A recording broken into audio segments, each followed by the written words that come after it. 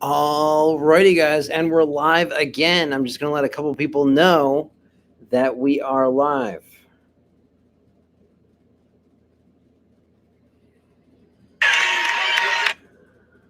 So you just saw a crazy fight there in Derek Lewis versus Sergey Papalapalapalov, and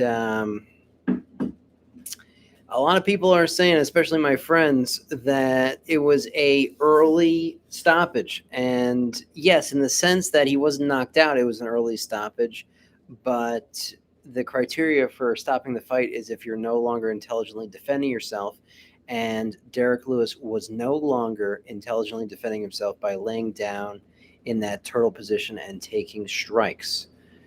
So, unfortunately for Derek Lewis, the fight was stopped. So now we got this guy, Kai Kara France, um, out of the city kickboxing gym under the same gym that Israel Adesanya and Alexander Volkanovski are fighting out of.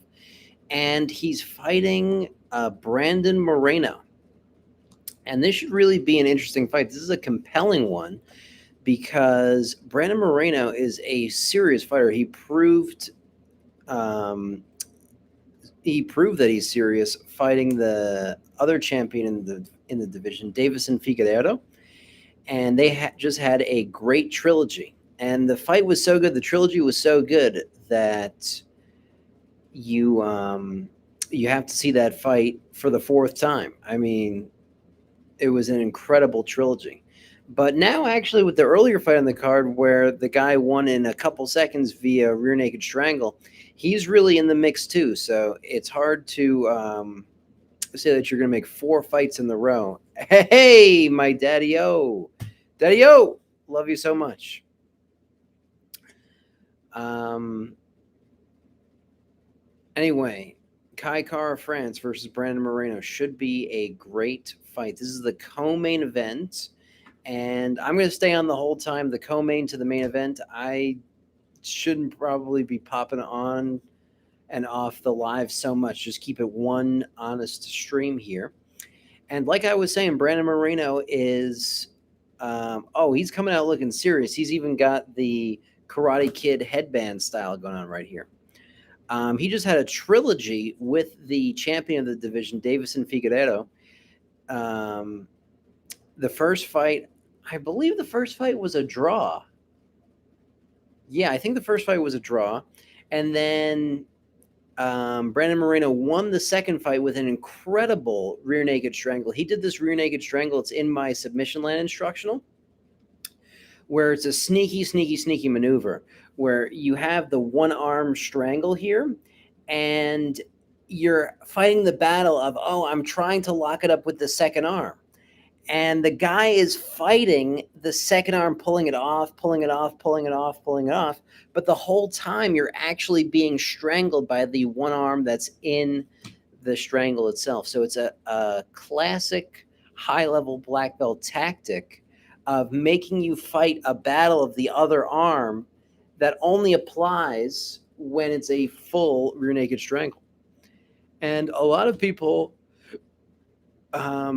who aren't super experienced don't have a lot of faith in the one arm rear naked strangle. You would think because you only got one arm. But the one arm rear naked strangle is an extremely powerful tool, especially when used properly. So he's going against this guy, Kai Kara France, who has been on the come up while they were fighting their trilogy in this division. And it should be a really interesting fight. I think Kai Kara France probably has the advantage in the striking department, and Brandon Moreno has the advantage in the grappling department. But these guys can both fight anywhere, so it should be a really, really good one.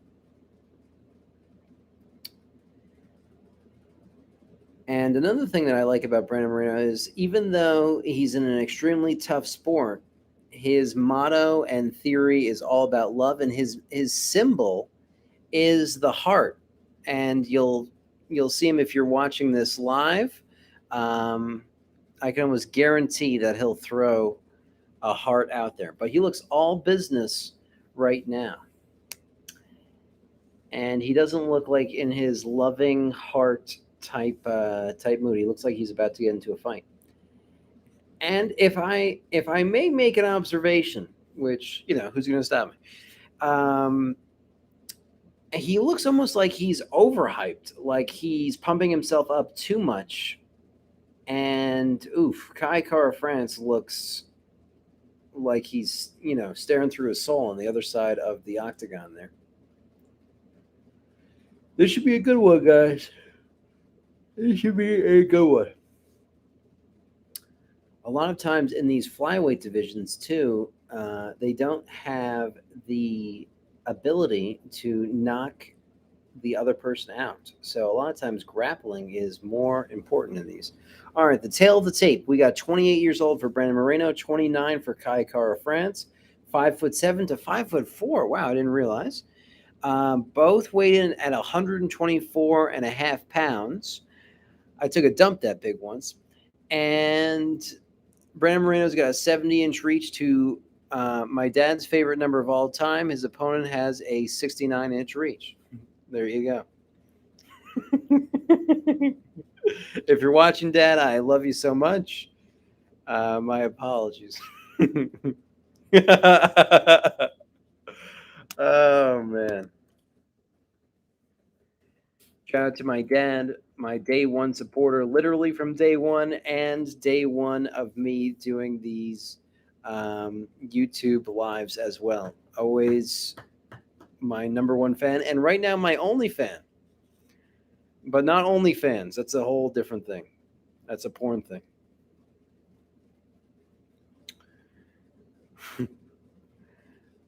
All right. They are getting underway here. Bruce Buffer starting with his introductions. Brandon Moreno doing some crazy stuff with his forearms. Kai Kara France, fighting out of Auckland, New Zealand, looks extremely determined here. He's got his teammates Israel Adesanya and Alexander Volkanovski in the crowd. And it's hard to be a slouch when you're training with guys like Israel Adesanya and Alexander Volkanovski. So a really compelling fight here, and he's been mowing through the flyweight division. They come out of the City Kickboxing Academy, where they have some really, really great striking.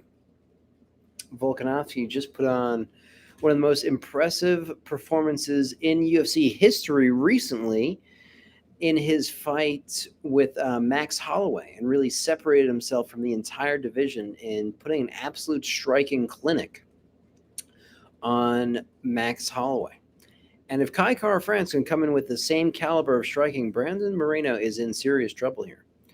But Brandon Moreno has a bunch of jiu-jitsu tricks up his sleeve, so it should be a really, really good fight.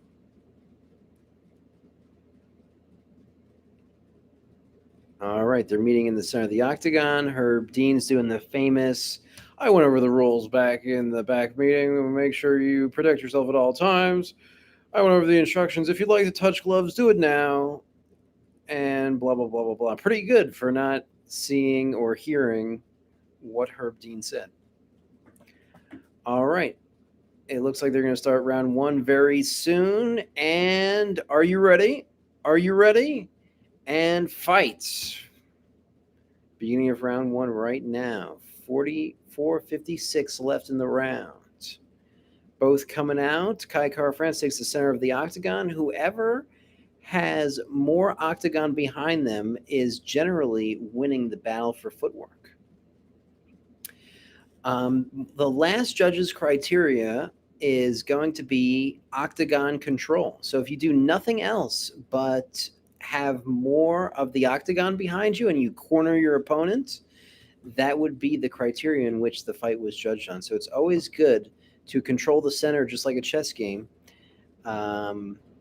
and really kind of have more of the octagon behind you, and you pin your opponent back into the corner. But they're both in the center of the octagon right now, and you got some feinting motions here from Brandon Moreno. Ooh, a nice hook from Brandon Moreno coming in here.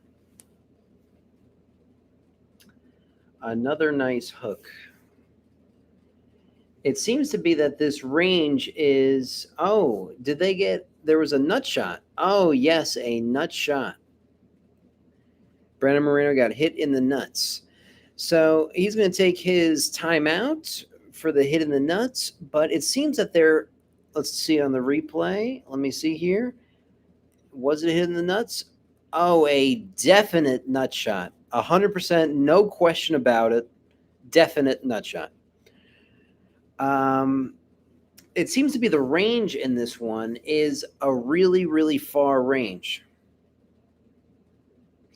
And Brandon Moreno tells Herb Dean that he's ready to go, and they restart the fight. All right, let's see.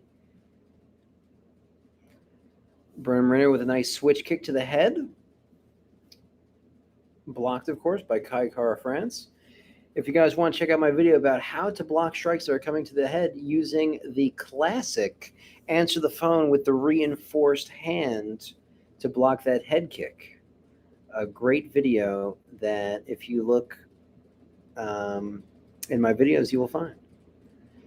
Yeah, the range on this one, it seems like Brandon Moreno is wanting to fight from a very far range. It seems that he is the taller fighter and that he has a slight advantage in reach. So it seems that Brandon Moreno's strategy is going to be stay all the way out, and then when he's ready, maybe go all the way in. Another nice head kick attempt here from Brandon Moreno to Kai Kara France. And Moreno's ranked number 1 in the world, and Kai Kara France is ranked number 2. So this is a serious fight. Kai Kara France, I feel like, would love to be in the pocket in a striking range and just bang it out with Moreno. But Moreno does not seem to want that kind of fight. He wants to keep it all the way at a far distance. Ooh, a nice attempted hook from Brandon Moreno. That hook looked like it had some serious power on it. It can make me eat my words that there aren't too many knockouts in the flyweight division. 2 minutes, 10 seconds left.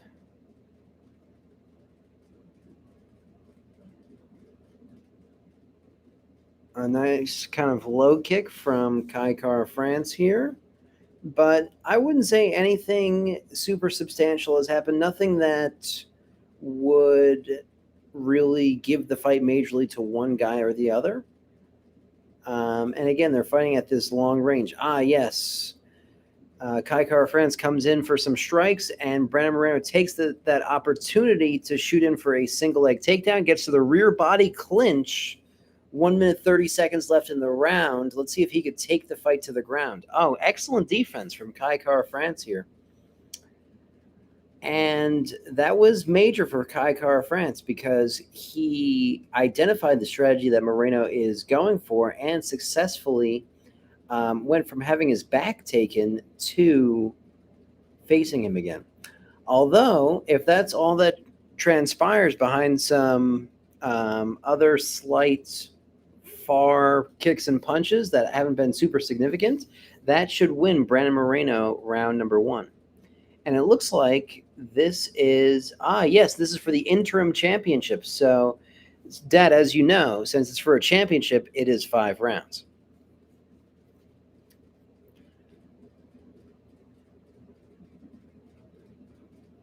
It's nice to see, and it's crazy to see how these flyweights are really fighting long, which is more of an attribute that you see in the higher weight divisions.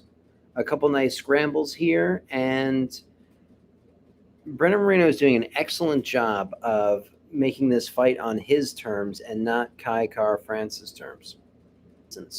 As the infamous Henry Gracie once said, whoever controls the distance controls the damage that can be done in the fight, and that's a clear example of what is going on in this fight.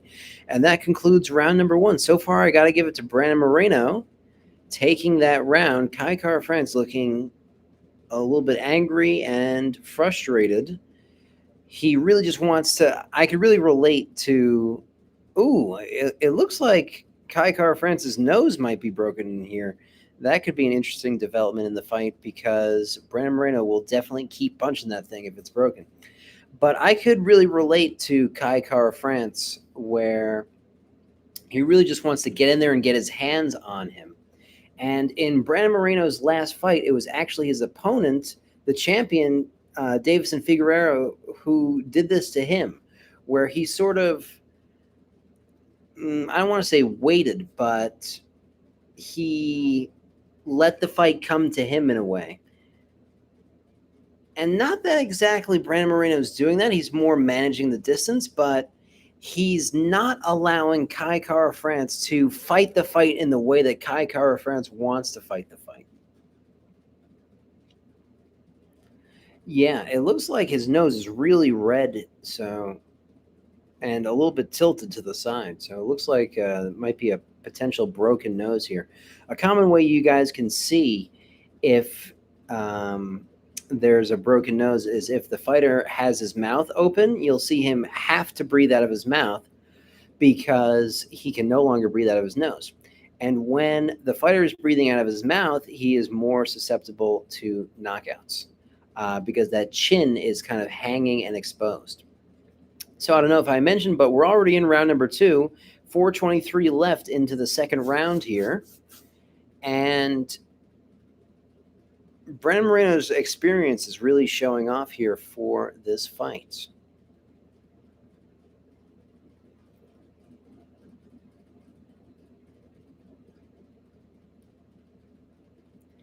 Brandon Moreno keeping a very long kind of guard, which can be dangerous. You saw Tony Ferguson recently keep a similar kind of long guard, and potential strikes up through the middle can happen when you have your hands out super long.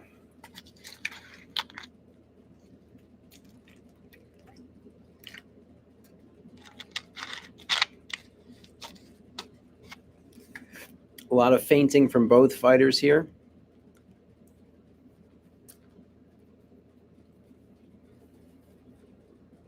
Ooh, and a high kick from Kai Kara France, and Brandon Moreno kind of dodges it and closes the distance to do that similar kind of back take.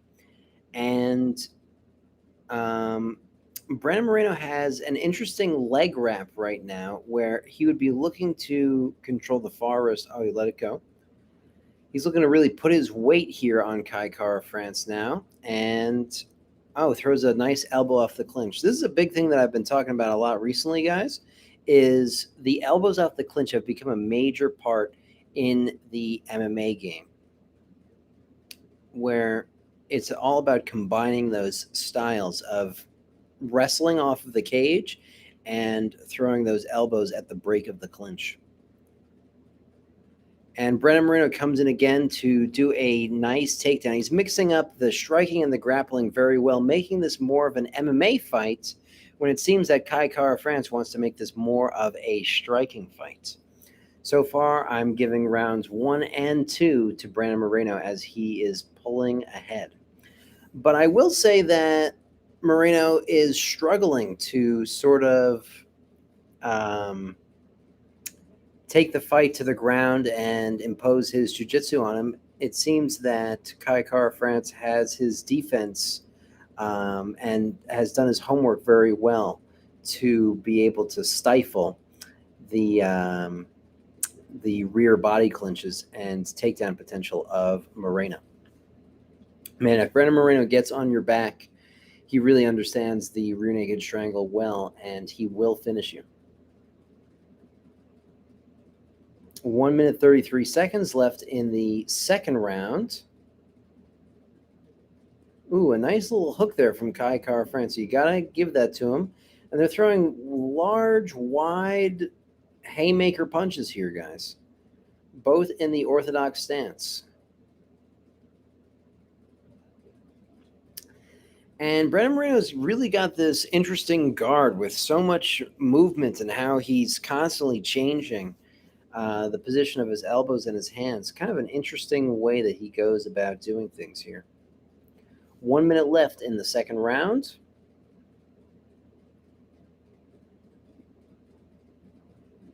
Nice jab from Brandon Moreno. Another jab.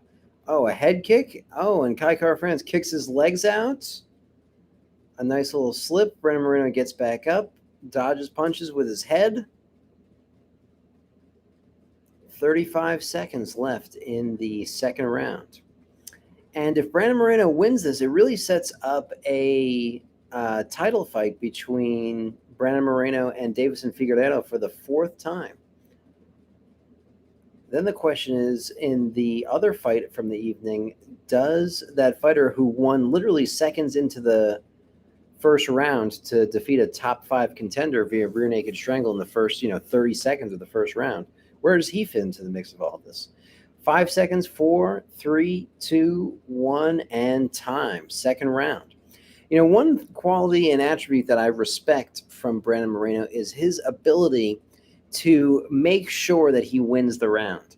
And he keeps on banking rounds, banking round after round after round are going for him. Even if it's kind of close, he finds a way to win the round. And I feel like that's a lot of the reason for his success. Dad, if you're still watching, let me know. Throw something in the chat. And just so you know, I love you. It's interesting, on my other streams, I had 7, 8 people watching at the same time. And this one, I got one person watching. A nice little round kick there that knocked Moreno down on the replay that I'm watching. And this is a standard strategy too in Muay Thai, where you lift one leg up to check the kick, or you're throwing a kick, and you come in and you sweep the one leg that they're standing on anyway with a kick of your own. Starting the third round right now. Kai Kara-France comes out, controlling the center of the octagon. You see, he just wants to get his hands on him so badly. I am with you. I'm with you too, Dad. I ain't against you. I ain't against you. Oh, the same thing happened again, where Brandon Moreno went in for a kick, and Kai Kara-France comes in and sweeps out the other leg. A great read by Kai Kara-France, and now he capitalizes by knocking Moreno down to the floor, and Moreno is doing guard on the bottom of the fight. And a nice elbow, I believe, from Kai Kara-France that cut Brandon Moreno. And Moreno doing some cheeky stuff here to get back to his feet, leading with his head in a turtle position, risky stuff where he could potentially have gotten KO'd there from the very precise striker that Kai Kara-France is. That's probably the best moment in the fight so far for Kai Kara-France here in the beginning of this third round. How's my commentary doing, Dad? Am I getting any better? I feel like I'm in a good flow today for some reason. Aha! Thank you for that layup, Dad. I ordered shirts and Tic Tacs on your Amazon link. Thank you so much for that, Dad. If you guys want, if anybody else is watching this besides my dad, I have an Amazon link in my description. Anything you order from that Amazon link, all you need to do is click on it. Anything that you order, I'll get a small percentage of it. It really helps out the channel. I would really, really appreciate that, especially if you're a cheap bastard like myself who doesn't like to donate to people's YouTube channels. If you use the Amazon link for the shopping that you're going to do anyway, that would greatly help me out. Thank you guys so much for that. 3 minutes left in round number 3 right here. Tic Tacs, huh, Dad? Interesting. Out of curiosity, were they the standard mint Tic Tacs, or were they the multicolored, multi-flavored Tic Tacs? Because I think the multicolored, multi-flavored Tic Tacs, you're on the verge of a dessert type situation in there, and it's no longer for fresh breath. Original white Tic Tacs. That is the fresh breath Tic Tac, where there's less enjoyment from the original white Tic Tac. Let me know if I'm telling the truth. So, round 3, it looks like Brandon Moreno was cut nice and good from that elbow that Kai Kara-France. Yes, true. With a lot of U's and a lot of E's. Love it. Love it. So this is a good round for Kai Kara-France, I'd say. The elbow that, I believe it was an elbow, that opened up Moreno in the ground and pound from within Moreno's guard really did some damage, and you could see Brandon Moreno's wiping that cut, and it seems to be bothering him, which is kind of surprising because from the fights that I've seen Brandon Moreno in, he is just absolutely as tough as nails. Ooh, and a nice round kick that almost turned into a knee. I love when that happens. And Kai Kara France might be putting something together here. I'd say this is the best round for Kai Kara France. I got to give the first two to Moreno, and so far, I guess I give this third round to Kai Kara France. Good on him.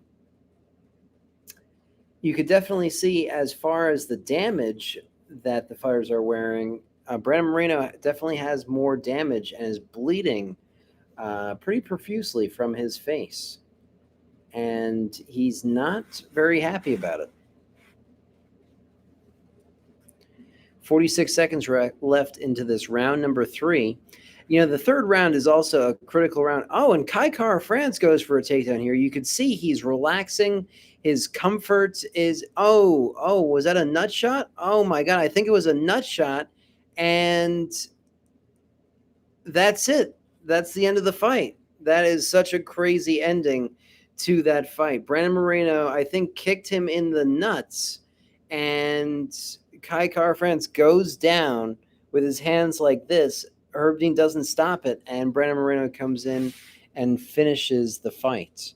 Crazy, especially because that was the best round for Kai Kara France so far. I got to see what happens on replay. Stay tuned for the replay.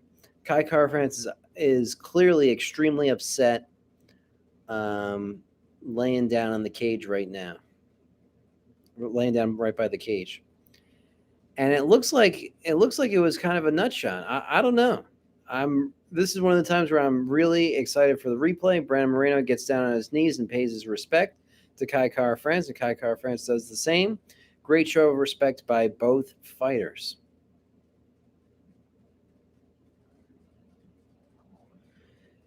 They're both talking to each other in there, showing a mutual respect. Should he be disqualified?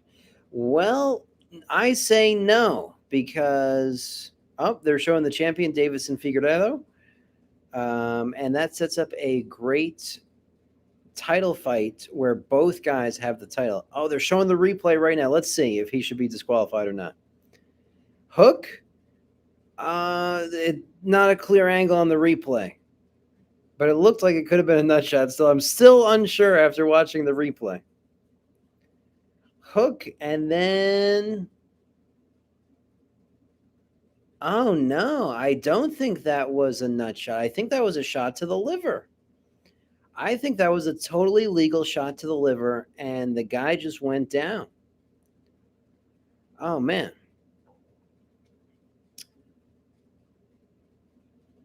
They're showing it again. Oh, man. The kick happened so fast. It's hard to even tell. And the guy was stepping back, but I'm going to go with, I think that was a liver shot. Yeah, when you get hit with that liver shot, guys, your body just shuts down. And as bad as you want to be in the fight, you just can't do shit. You need like a couple seconds to be able to recover from that.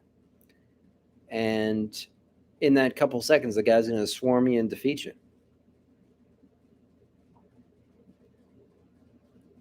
Guys, I also have a video. So should he be disqualified? No, he shouldn't be disqualified. That was a perfectly legal shot, and he got him in the liver. It's really awesome to see a body shot really end the fight like that. And with a liver kick that strong, a lot of times, oh man, yeah, you could see the friggin' welt. Oh my goodness, the guy's got a friggin' welt on the side of his body. Boss Rutan really loves those liver shots, and there's a reason for it, because they really friggin' work. Damn. Yeah, that was a legitimate liver shot. You could see literally the mark. Anyway, like I was saying, the liver can rupture, and that might be the case here with how bad that friggin' looks on the guy's side. Yes, Boss Rutan. Awesome. Brandon Moreno gets crowned the interim champion. The liver can rupture and sort of kind of like explode in a way. I mean, not really explode, but like have severe damage to it. And you got to really like go to the hospital and make sure that you're okay after a really bad liver shot, because if your liver's ruptured, I'm no doctor, but that's no good. Joe Rogan doing the interview right now with Brandon Moreno. I wonder what he's asking him. I guess he's having him look back at the handiwork and see it again if it was a nut shot or a liver shot. But yeah, this looks like it was a liver shot to me. It was one of those ones too where like he hit him with a lot of his leg. So it's hard to determine like where exactly the point of impact was, because he hit him with like his entire shin and knee, and down all the way to his foot.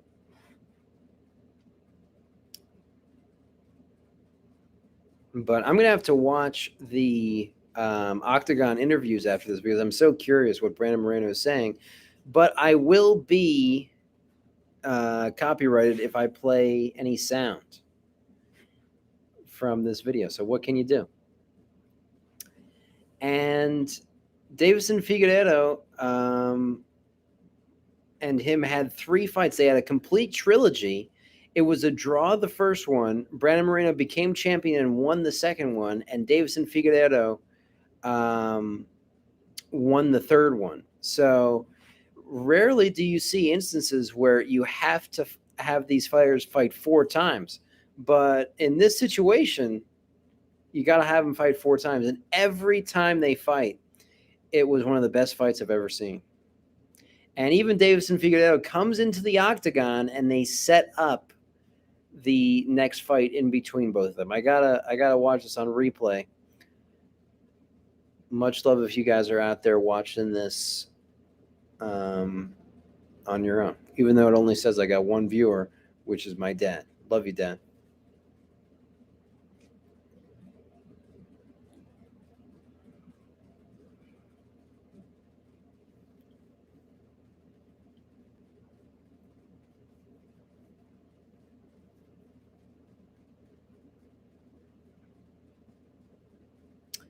You introduced me to Bas Rutten in 2011 on the TV show Lights Out?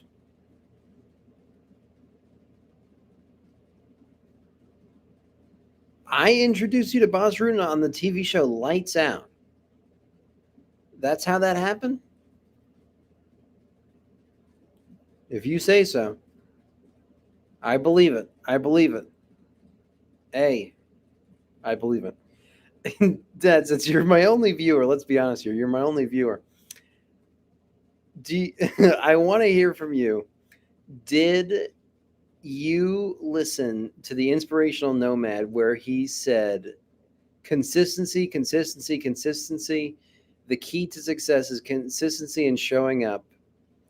And the reason why I have my success is because I never change my channel name. Never change your channel name. Don't do it. And then he changed his channel name. Is that true? Is that the case for real? Is that really what happened? Let me know in the comments. Yes, I'm correct. It's nice to be correct once in a while. You know what I mean? It's tough. It's tough when you're always correct that I don't ever get a chance to be correct.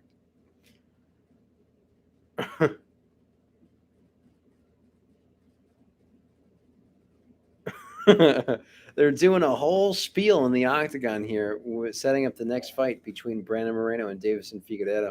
I'm going to have to watch that when this is over. And his coach picks him up and takes him around the octagon. But man, I ain't upset about that 4th fight. I feel like it's got to happen. And man, Brandon Moreno and Davison Figueiredo put on a show. It's almost like these guys are meant to fight. John Anik said that, and it's so true that when you see some guys fight, they're almost meant to fight again. You could tell that it's like not the last time that they're going to fight each other, you know? So setting up the main event here is going to be Juliana Pena versus Amanda Nunes. Whew. They just showed Amanda Nunes looks scary AF. This should be a really interesting fight. And this is a really great women's fight. I haven't been excited about a women's fight like this probably since the Ronda Rousey era. And yikes, Amanda Nunes looks scary. You know, I've heard a lot of commentary and stuff for this fight. And Amanda Nunes is a double champ. In the UFC, in the women's division, you have the, what is my dad saying here? In Lights Out, the boxing heavy champion had to fight Boss Rutan character in a cage match to help out the champ's brother. Yes, okay, I remember that now. I remember that. Man, that was a while ago. But I didn't show you that in 2011. I don't think we had to go back and see that. I lost my train of thought in what I was saying. Oh, right. The women's division has the 135 and the 145-pound weight class, and this fight is 135 pounds. So I wonder how much the weight cut plays into this fight for Amanda Nunes.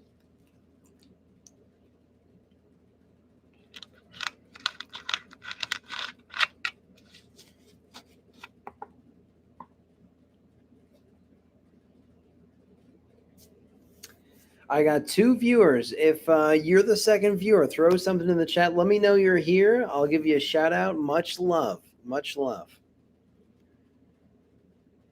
The Juliana Pena versus Amanda Nunes fight. Oh, and they're gone. Juliana Pena versus Amanda Nunes coming up next. You know, I got to say, if you want to see something crazy, watching the Juliana Pena versus Amanda Nunes stare down was definitely, for me, definitely the best women's stare down I've ever seen in the history of women's fighting. But it may also be the greatest stare down in fighting, period. I had my last video that I just put out recently is the top 3. Some of these girls' fights are good stuff. I agree. I always like when the girls are high-level fighters, and this fight with Amanda Nunes and Juliana Pena, these chicks are high-level fighters, no doubt about it.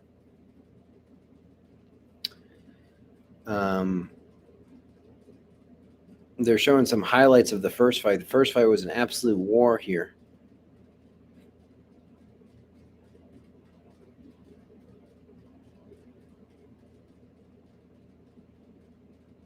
And yeah, like what I remember from this first fight is what I'm seeing on the highlights here, that Juliana Pena has this speed advantage being the 135-pound fighter.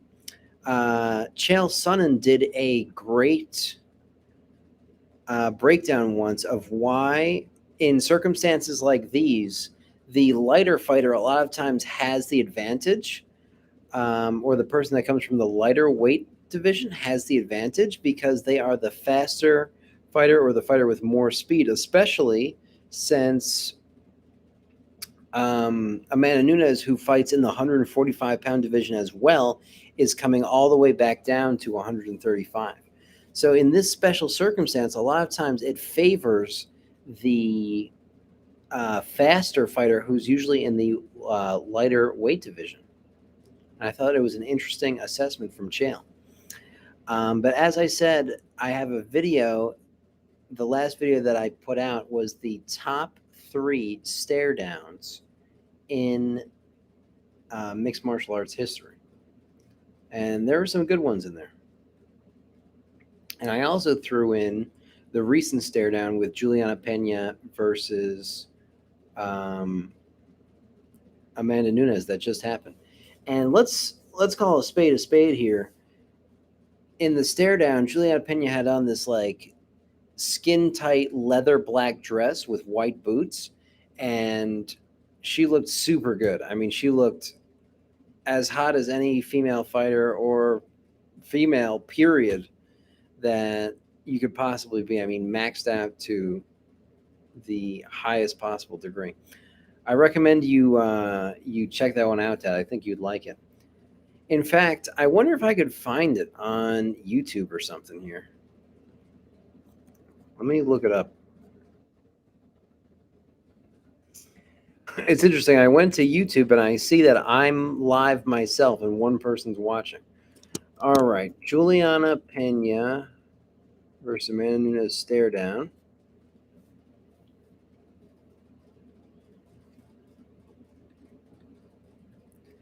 And Amanda Nunes starts walking out. All right, let's see if I can paste this.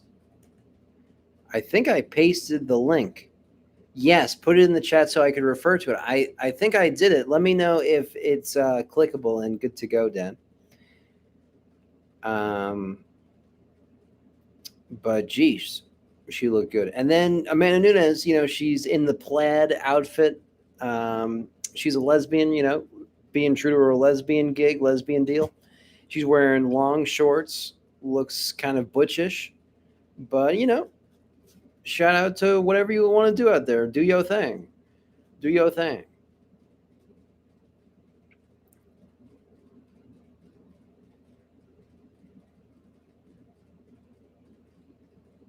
Yes, the link gets me there. Beautiful. Beautiful. And I'm surprised. It seems like you're the only one who's joining me on this one, Dad. That's okay. I'll do it with my dad. Let me try to message some people that have come here in the past.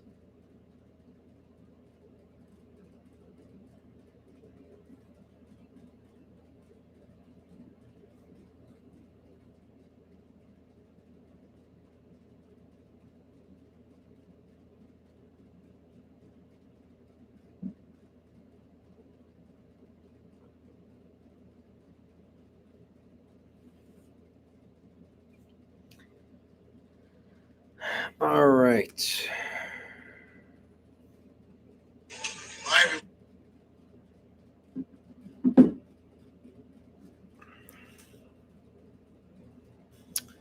So let's see. We got Amanda Nunes stepping into the octagon right now. She is a scary bitch. A scary bitch for sure. I mean, you could just tell by the way her body is designed that, man, she is a problem. Looks like she really trained hard and put the work in for this fight. And she's doing the classic hip mobility drill where you swing your leg back and forth. You grab onto the cage, you swing your leg back and forth. Going into this one. Let me see if I taught my dad anything here. Since it's a main event and it's for the belt, how many rounds in this fight? Let's see if my dad could come up with it. I'll make it multiple choice. It's either 3 rounds or it's 5 rounds. And remember, oh, my dad's got it. He's got it.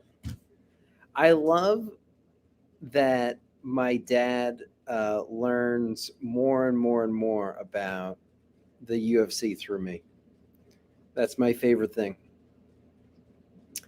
We watched that episode of Lights Out in 2011, and you explained to me who Boss Rutan really is. After that, I became an MMA fight fan. That was the moment. Really? You became an MMA fan through Boss Rutan.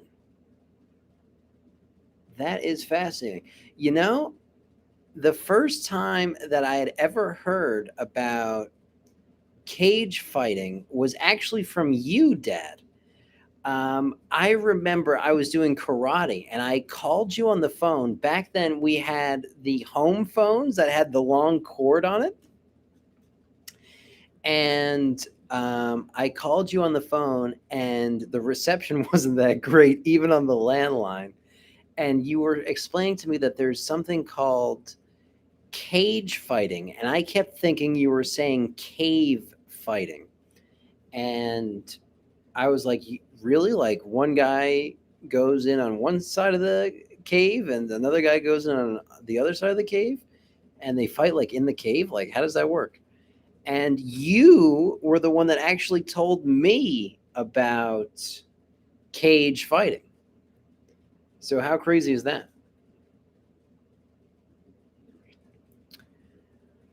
Um,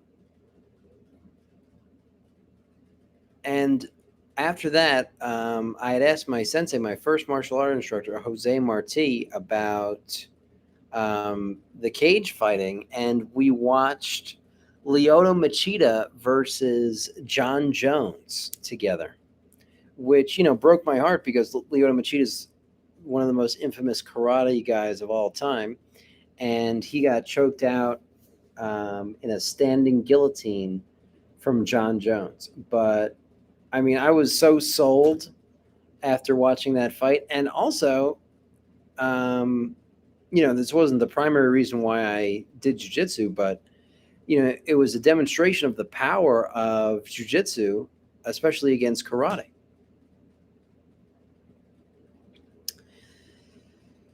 Whew. All right, I've been talking to myself for a while here, but um, Juliana Pena comes out. She is doing her walk around the octagon. And if I had to make an assessment, I would say it looks like Juliana Pena is kind of nervous. And Amanda Nunes looks like she is calm, composed, and experienced, ready to really fight.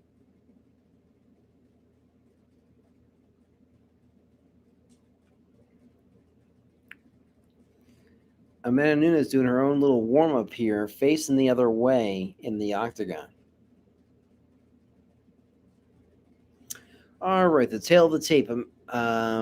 Juliana Pena 32 to Amanda's 34. Juliana Pena 5'6" to Amanda Nunes' 5'8". Oh no, my stream. My stream. Where did it go? Oh, hold on. Technical difficulties here, guys. Okay, and I got it back. Whew. I don't have the tail of the tape for you, but the stream is back. Not to worry. Juliana Pena looking very nervous here. And Amanda Nunes still doing this crazy shoulder stretch workout. Kind of interesting. I wonder if both ladies are kind of nervous. We got Mike Beltran, who is the referee for this fight. Mike Beltran, I don't know if you've seen him, Dad, but he's got the guy with the beard where he's like never cut it. And he's got his beard braided. And when it's out, it goes all the way down to about his belly button area. And what he does for the fights, instead of just having his beard flying around, is he tucks his beard, his braided beard, into his shirt. I wonder if that shit gets itchy. I watched that chick in the tight leather outfit with the white boots. She is hot. Well, she's about to fight right friggin' now. Friggin' jeez.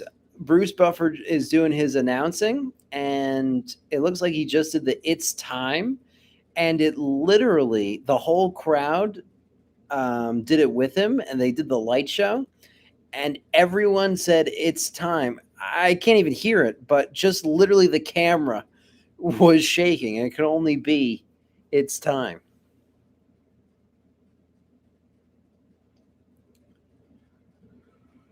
And Amanda Nunes has yet to turn around and face her opponent. She's still facing her coaches and her camera doing this crazy warm up routine. I think she's going to turn back around and give her a nice glare. Or maybe up there it is.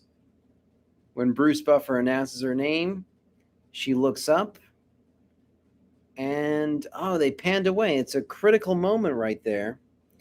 And Juliana Pena is looking very nervous in this fight, going into this fight.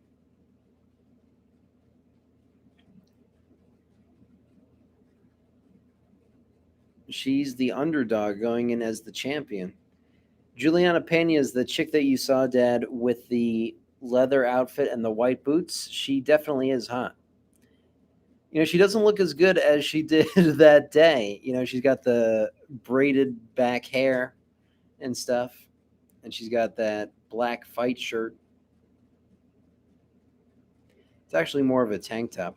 I wonder what the female selection is for what to wear for the top garments. I actually don't know.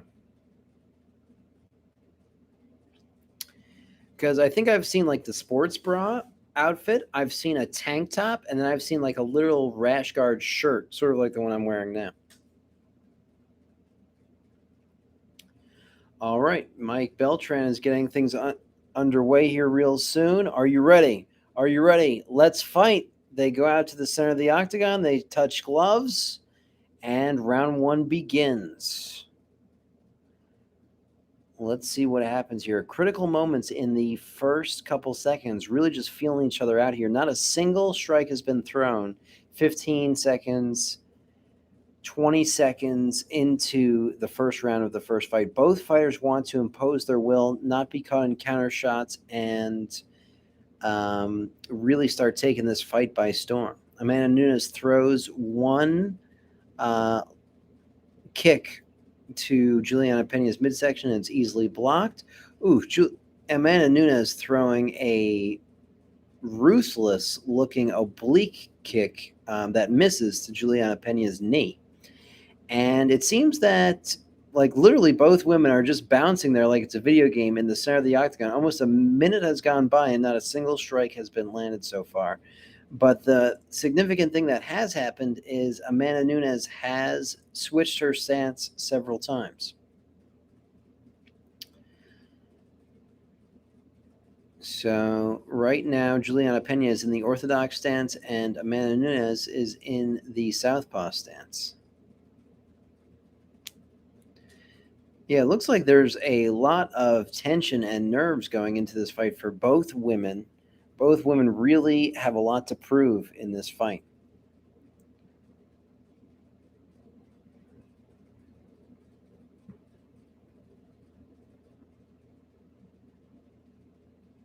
But so far, not a lot's happening. It seems to be this this type of fight where they bounce, they bounce, they bounce, and then they almost agree to go in, and they both try to make their combinations and exchange at the same time, and then they go back, bounce, bounce, bounce. Ooh, a nice shot there from Amanda Nunes to Juliana Pena. And you could see her confidence start to grow. Oh, and then Juliana Pena comes back with a 1-2 of her own. All right, we got a fight on our hands. We got 2 minutes, 46 seconds left in the very first round. And it's nobody's game here yet. But it has been interesting so far. Ooh, another straight right hand from Amanda Nunes. And I think really both fighters being able to establish their game and their confidence is going to be majorly key in this fight here. And both of these ladies, they look a little bit on the stiff side. It looks like from their nerves. Juliana Pena's got kind of this slow, labored kind of punch situation. Oh, Juliana Pena like slips or something, or gets hit and like loses her footing or something.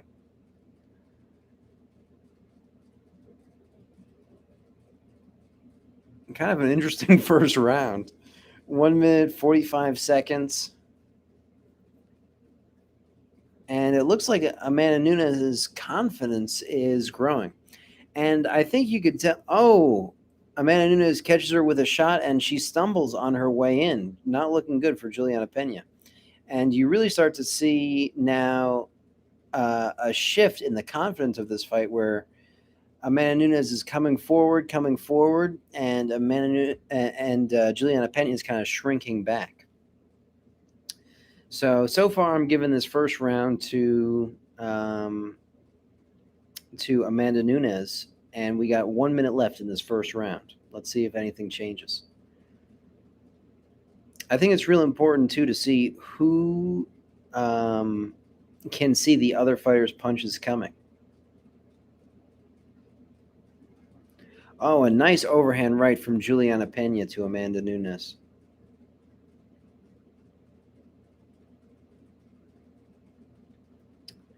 And it looks like that seems to be a well that Juliana Pena is going to visit multiple times in this fight about trying to land that overhand right. Oh, excellent establishment of the jab from Juliana Pena. Multiple jabs to the face on Amanda Nunes. But I would say so far, I still give, Amanda Nunes goes in for a takedown here. Oh, and a nice knee off the break from Juliana Pena.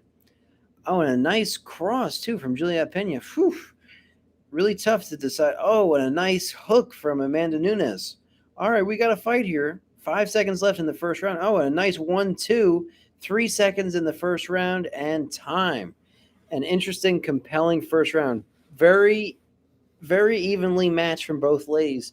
I guess if I had to pick, I would give Amanda Nunes round number 1 just because she made Juliana Pena stumble when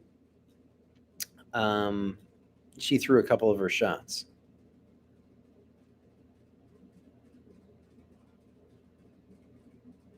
But a crazy fight so far. My prediction of this fight was going to be that this is going to be a 5-rounder because neither of these chicks want to lose, and there's a lot on the line on this one. There's certain fights where you could just sort of tell that it's going to be a 5-rounder, like Alexander Volkanovski versus Max Holloway. Oh yeah, here they're showing the shot that rocked her. Yeah, she got rocked twice in that first round where she really got hit and lost her footing. Amanda Nunes rocked Juliana Pena.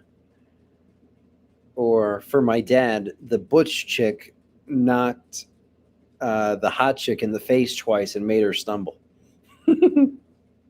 All right, round number 2. We're 5 seconds in.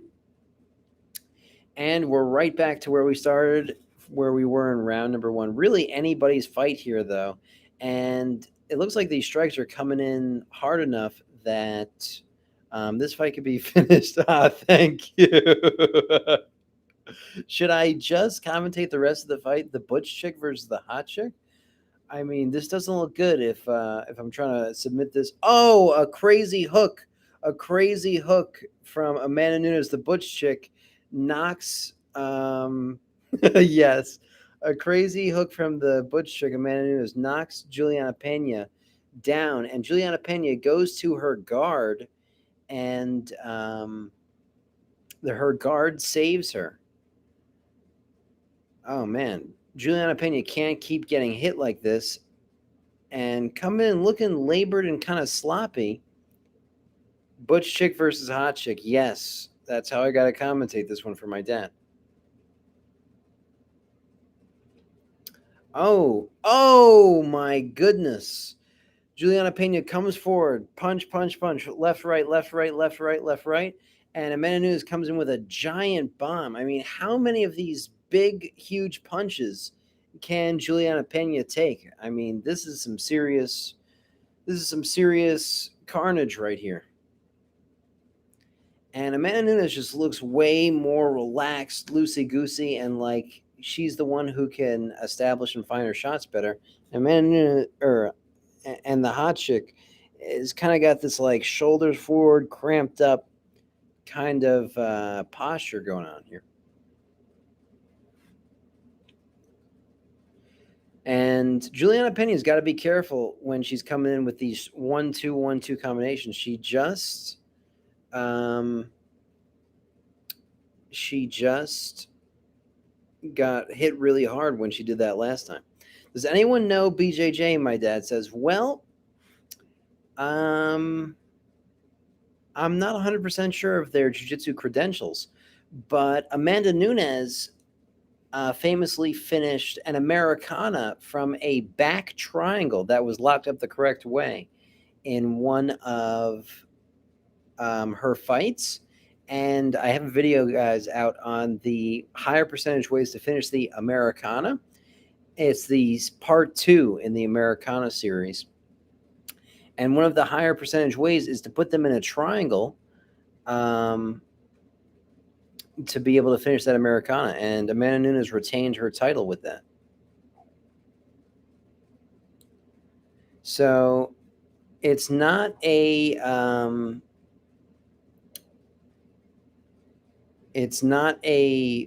basic level of understanding when you are hitting people with Americanas out of back triangles. So Amanda Nunes has to have some jiu-jitsu if she's hitting that move.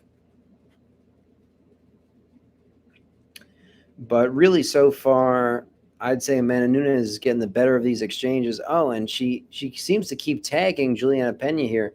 It does not look good. Oh, my God. Another huge shot from Amanda Nunes puts Juliana Pena on her back. And it looks like, though, that Amanda Nunes doesn't want to engage in the grappling at all. And when Juliana Pena gets put down, Amanda Nunes just doesn't want to come in to try to finish and just stays way back. And it seems that Amanda Nunes wants to make this into a striking battle.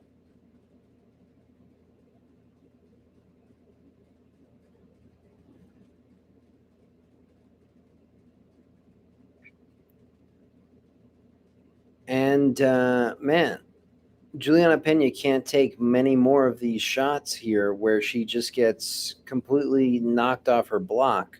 The hot chick can't take many more of these shots because one's going to put her away. I mean, how many times can you get rocked and knocked on your back? Yeah, she's like a deer in headlights. When she gets hit, she's really wobbly on her legs. This is no good. That concludes. Oh, a nice shot from Juliana Pena, though. She comes in as Amanda Nunes is throwing a kick. And they clinch really for the first time in the fight against the fence here. 6 seconds left in the second round. And a great round here for Amanda Nunes. Time. They're showing some replays here. Boom! Nice shot to the chin from Amanda Nunes. And then, oh, she hits her really well on the ground, too. Oh, and then a nice counter. Oh, my God. Oh, man. Man, when Amanda Nunes strikes, she strikes with such ferocity and such power. I wouldn't want to get hit with that strike.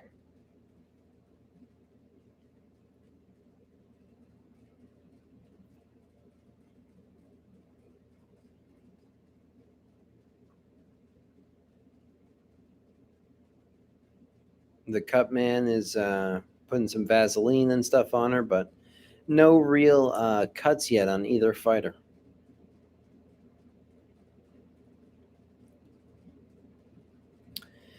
And it looks to me like Amanda Nunes, the butch chick, has got this fight in the bag. I mean, I can't see how Juliana Pena turns this around, but I hope she makes me eat my words here. Going into round number 3, we're 10 seconds in. And, I mean, you could just see the confidence level in Amanda Nunes here. She's looking like her unbeatable self. But she really does have a challenger here in Juliana Pena.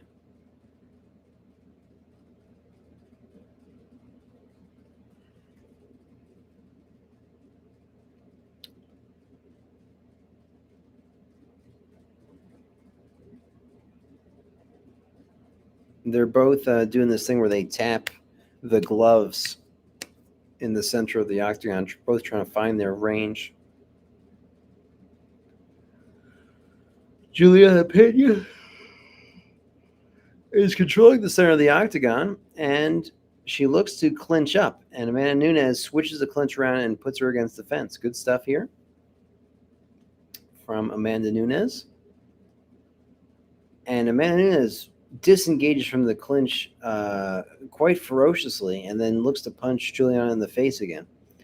Yeah, it seems like if Amanda Nunes could keep this as a striking fight, she will win this fight.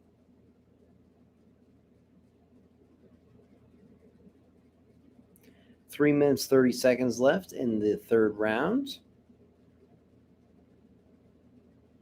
The last time they fought, Juliana Pena won the fight from a rear naked strangle. So I guess there is some jiu-jitsu in here.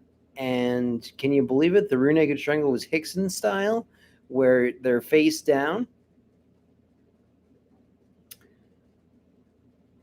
That's a fight finish that we've all seen before. Oh, Amanda Nunes goes for the takedown now. Very interesting. She's kind of in this sort of like guillotine position, but Amanda Nunes escapes out of it, going back into the guard to kind of escape out of it. And Juliana Pena closes her guard, and they're right in the middle of the octagon right now in Juliana Pena's closed guard with Amanda Nunes on top.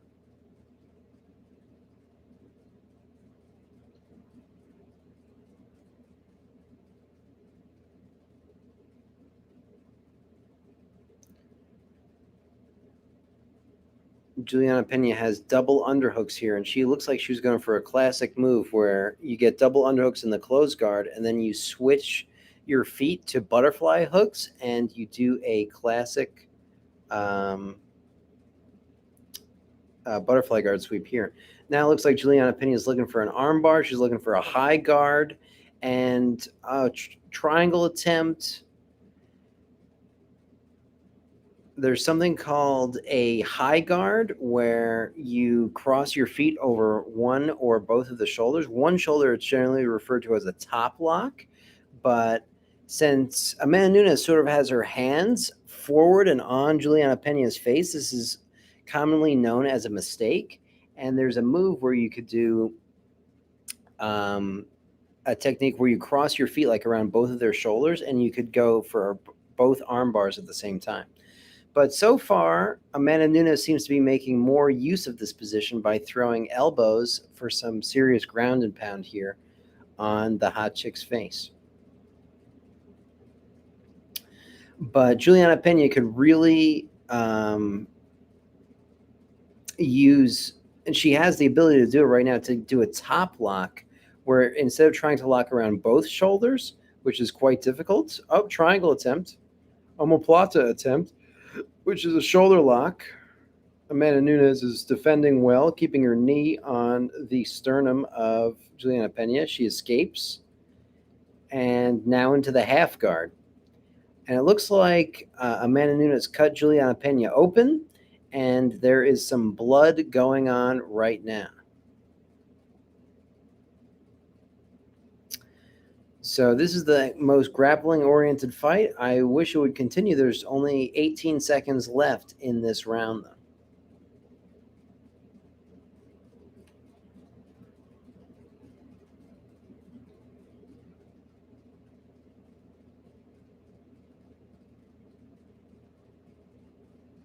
Juliana Pena in the knee shield guard here. Not much happening. And time. That's the end of the third round.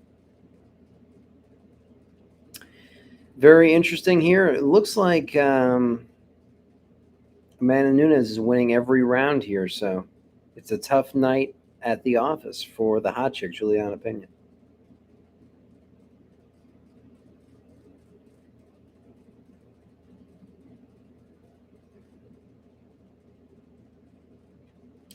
I wonder what her coaches are telling her right now.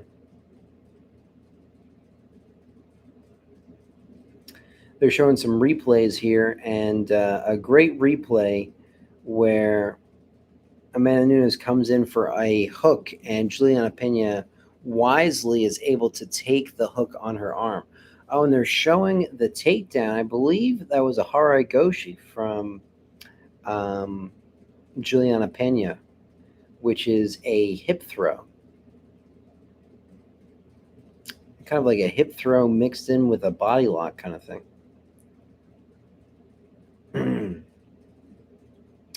Losing my voice a little bit here.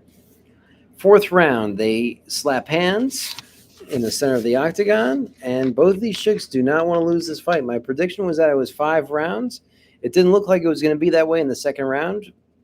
Oh, and Amanda Nunes goes in for a takedown immediately on Juliana Pena. Looks like she found some success there, and she wants to go back there. So does anyone know BJJ? Once again, my dad calls it. This is turning into a BJJ fight. Which doesn't make much sense to me because Amanda Nunes was winning the striking exchanges, and it looked to me like her best chance of winning was to win in a striking exchange. Oof.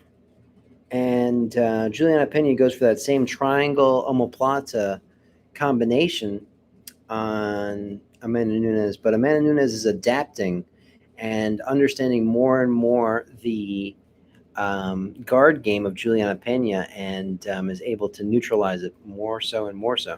Another triangle attempt here. It's a little bit deeper this time, and then back to the omoplata. It would be good of her to switch up her strategy a little bit. The triangle, nothing wrong with it. But maybe switch to an arm lock instead of an omoplata, instead of going for the same setup each time. But again, I'm on my couch here. They're fighting for the UFC Championship of the World. Or actually, I'm on a recliner. Okay. Juliana Pena going for an arm lock attack. Oh, this is deep. This is deep. Juliana Pena with the arm lock attack. Oh, man, this is really deep. This could end the fight right here. And Amanda Nunes just looks like she's squeaking out. Oh, my goodness. That was a really, really close arm lock attack. I wonder how Amanda Nunes' arm is, if there was any danger to her arm, because, whew, that was close. She gets out and passes the guard of Juliana Pena. That's one of the disadvantages. When you really sell out for the armbar, a lot of times you give the guard pass. So you need to know exactly when things are not going well for you in the armbar, so that you can get out of that situation and be able to retain your guard properly.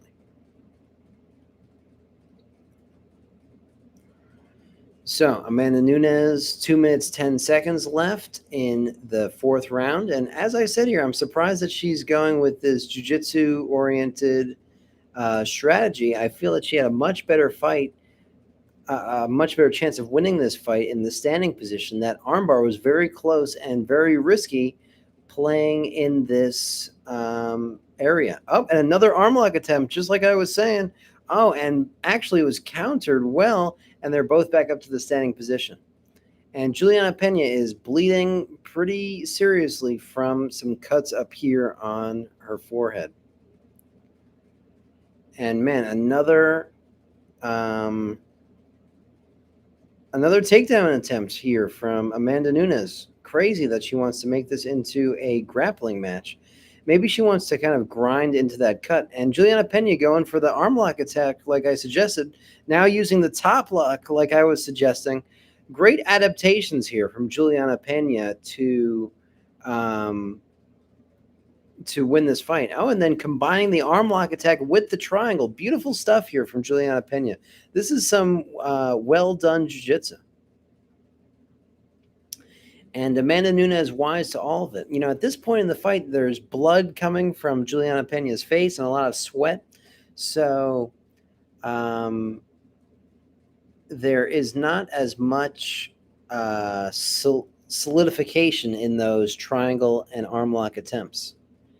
34 seconds left here, and you can no longer see Juliana Pena's face. It's just all blood. And she gets taken down again in this fourth round.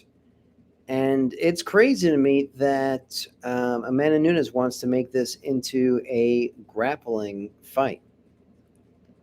But hey, she's winning the fight probably 4 rounds to nothing. So I guess she could do what she wants. But I think her best chance of winning is still in a striking battle. And time. That concludes the fourth round. I think it's 4 rounds to 0 for Amanda Nunes. A great fought fight so far from both ladies, really.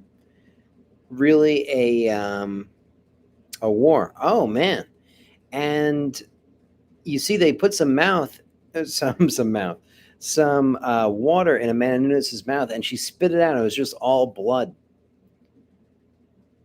which is crazy. And oh man, the corner's really working on Juliana Pena. They're trying to repair the cut on her forehead and clean off all of the blood that's on her face. She definitely looks like she's been in a fight. This might take her hotness from a 9.9 to a 9.8. I don't know. We shall see. But this is the kind of fight that this will take like a year or two off the back end of your life. Oh, and they come in with a massive headbutt here they show on the replay. And oh, it leaves a giant welt.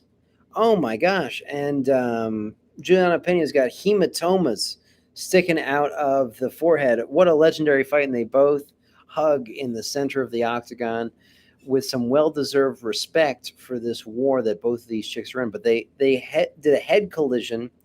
Who was winning, Butch Chick or Hot Chick? Butch Chick is winning 4 rounds to 0, in my opinion. She goes for the takedown, and she gets it again. And Juliana Pena going in for the guillotine. Interesting that Amanda Nunes wants to make this a grappling fight. Your headbutt video, yes, exactly.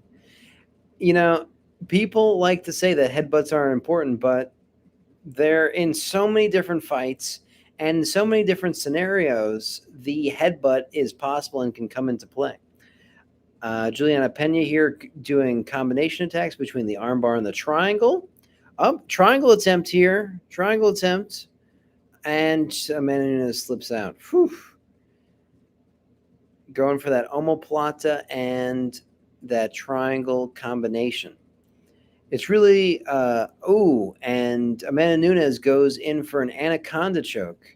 Will she make me eat my words here that they're back to the standing, and Juliana Pena gets out.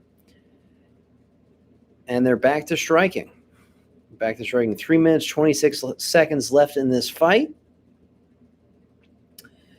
Oh, and a nice takedown from Amanda Nunes. Really kind of manhandling the hot chick, for lack of a better term. And now throwing some serious elbows from the side control position. And it's interesting that Amanda Nunes got finished with grappling in the first fight, and she's been doing better in the striking department, yet still has elected to make this into a grappling heavy fight. Maybe she knows something that we don't. She is still winning every single round, but Amanda Nunes, Juliana Pena, the hot chick, starts to get her guard back, and it's clear that she's got really good grappling ability. If I was Juliana Pena in this position, or her coach, I would be saying try a sweep to be able to change position and get on top, and to test Amanda Nunes' guard game to try to do some submissions from the top position. Juliana Pena goes for a Kimura attack, and she kind of exposes her back here for a second, and Amanda Nunes takes the back, and they scramble out back into the half guard. That's one of the disadvantages when you're going for a Kimura. A lot of times you could leave your back possibly exposed. But if I was Juliana Pena's corner, I'd be trying to look for a sweep here instead of a submission, because Amanda Nunes seems wise to this triangle armbar omoplata trilemma that she's going for. And if you sweep and finish from the top position, like the former fight where it was actually from the back, but you can much more easily get the back from when you're already on top. Juliana Pena throws a nice up kick here. 1 minute 10 seconds left in round number 5. By the way, I've called that this has been a 5-round fight so far, and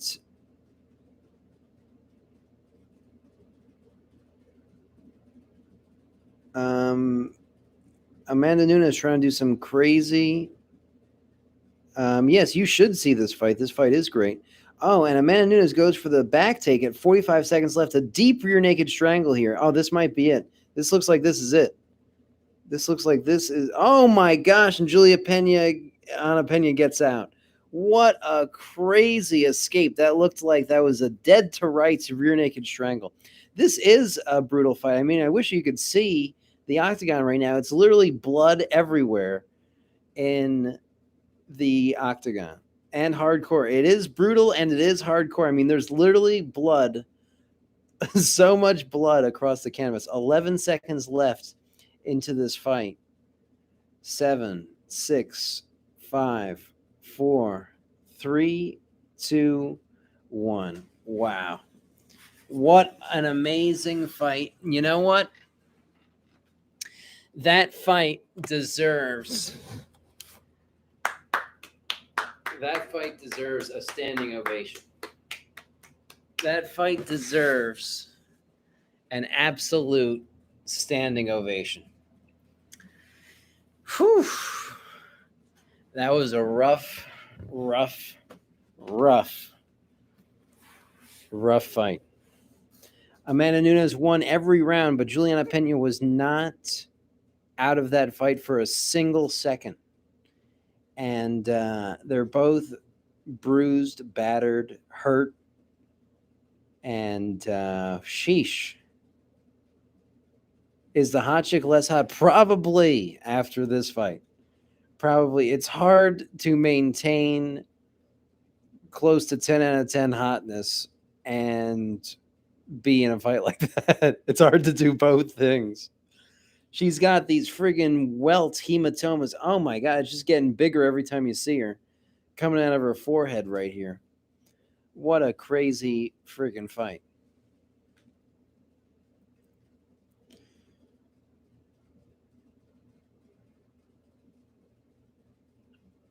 It should be interesting to see what Juliana Pena says about this fight, but I don't think they're going to do many post-fight interviews. I think these chicks just got to go to the hospital. Amanda Nunes might be okay. She did take significantly less damage, but it's not like she got out of this fight unscathed. She might be able to do some interviews and talk about the fight, though. But I think Juliana Pena is just basically got to go to the hospital after this.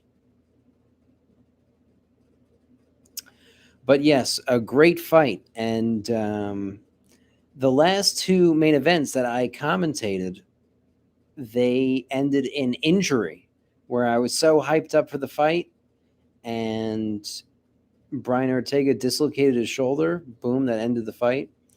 And then Curtis Blades versus Tom Aspinall ended in a crazy leg knee injury thing.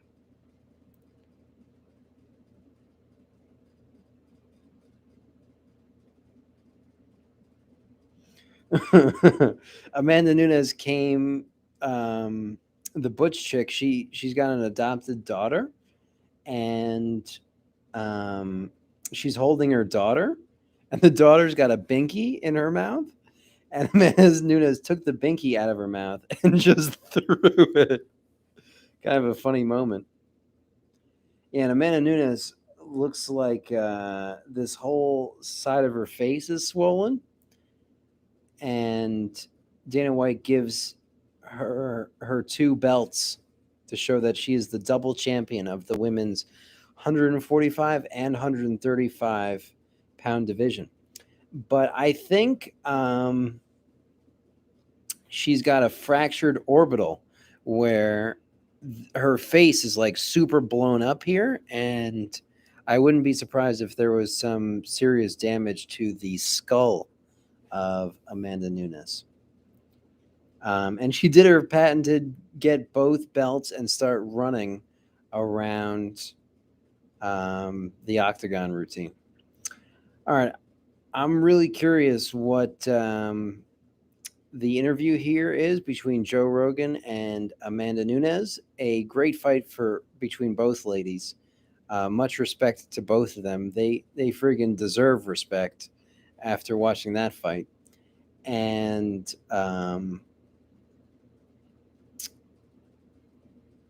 yeah, I'm very curious what she's saying in the interview. So I'm gonna head out. Much love, peace, everyone. Make sure if you want to see any of my jiu-jitsu videos, check out Bjjfanatics. I have a bunch of great jiu-jitsu videos for sale there. I have a PayPal link if you'd like to support the channel, and I have an Amazon link. If you don't want to spend any money on the channel whatsoever, if you want to just do your normal everyday Amazon shopping, click the Amazon link. It will take you to a bottle of Pellegrino, which I love and enjoy. But really, you don't have to buy the Pellegrino. You can do any of your normal Amazon shopping through that link. Much love, respect, and thank you so much for watching. Great commentary. Love you so much, Dad. And I'm just so grateful to have you as my dad. You're the greatest. Much love. Bye bye.